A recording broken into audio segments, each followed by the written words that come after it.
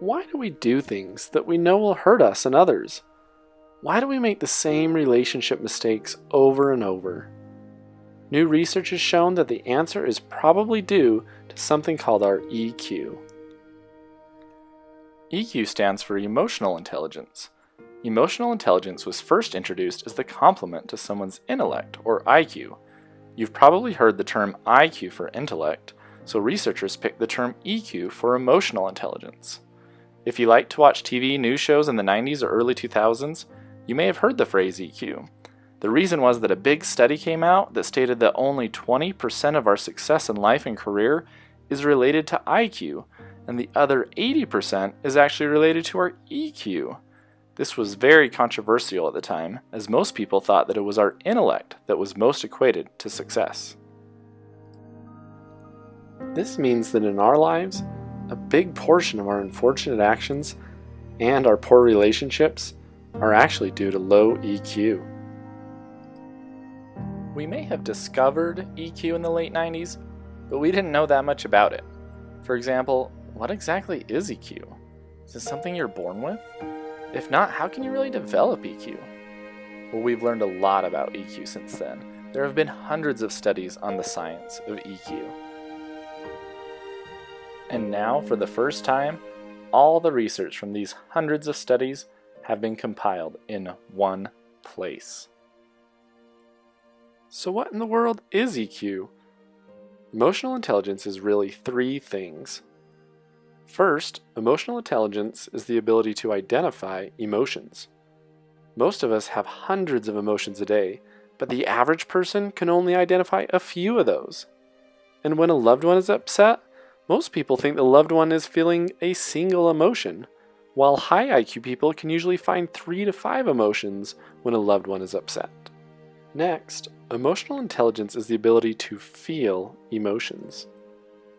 It's easy to feel positive feelings, but when negative or uncomfortable feelings come up, we are quick to suppress them rather than let them happen and be complete. When a loved one is upset, high IQ people can actually feel what that loved one is feeling. Third, emotional intelligence is the ability to understand why we are feeling our emotions. Most of us are so caught up in the moment of an emotion that we don't take the time to really think about why we are feeling a certain way. High IQ people can dive below the surface and find the root cause of why they are feeling emotions. It starts with you. First, you identify what you are feeling, feel what you are feeling, and understand why you are feeling it.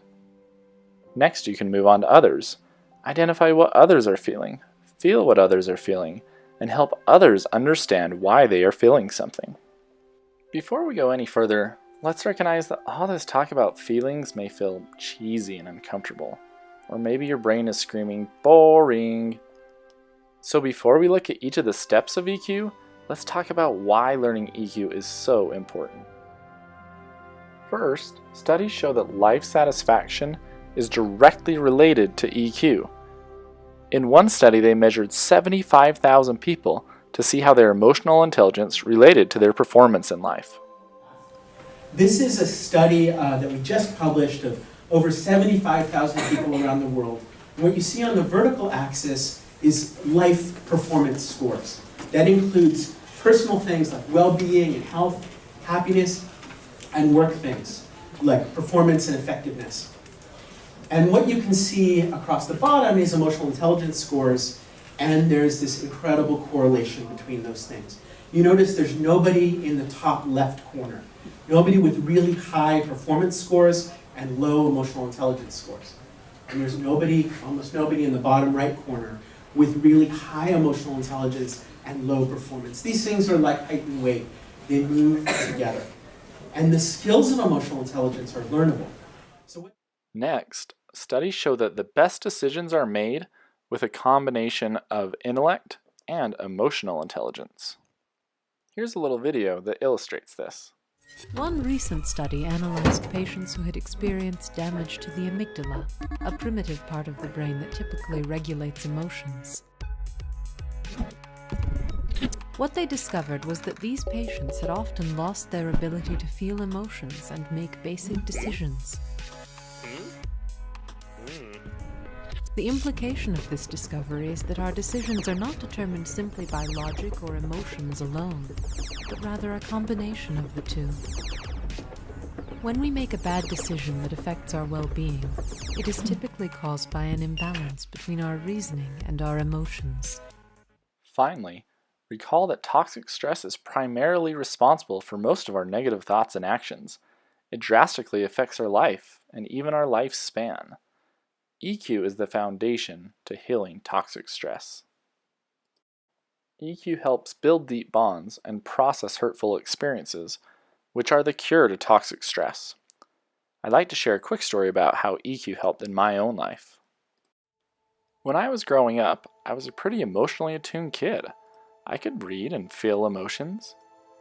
However, when I was a teenager, my parents separated and I felt a hardening, like a literal shell, come over me, which protected me from feeling things at all. I began to think of feelings as weak and things to be ignored or hidden. What was really happening was I was beginning to accumulate toxic stress. I was still able to function fine, but both my professional performance and my personal relationships were limited. At work, I would often come across as withdrawn or short. I found conversations with colleagues would easily bore me, and I had low trust in people. At home, I found my relationships to be shallow. Everything was just another problem to be solved. Things seemed okay, but there was no real connection. It was not until I started to work on my EQ that I could start to cure this toxic stress, and things could start to change for the better. So now that we know what EQ is and how important it is, how do we build it? Well, the good news is that EQ isn't something you were born with. It's a skill that you learn. EQ is a practice. Studies have shown tremendous increases in EQ with just a little practice. In fact, the good news is that EQ can grow more quickly than something like IQ. Even with just a couple hours a week, you can make huge strides. So the next lessons will walk us through the steps to improve our EQ. So stay tuned and stick with it. In the following lessons, you'll see why research shows EQ can be the most important thing to invest your time in.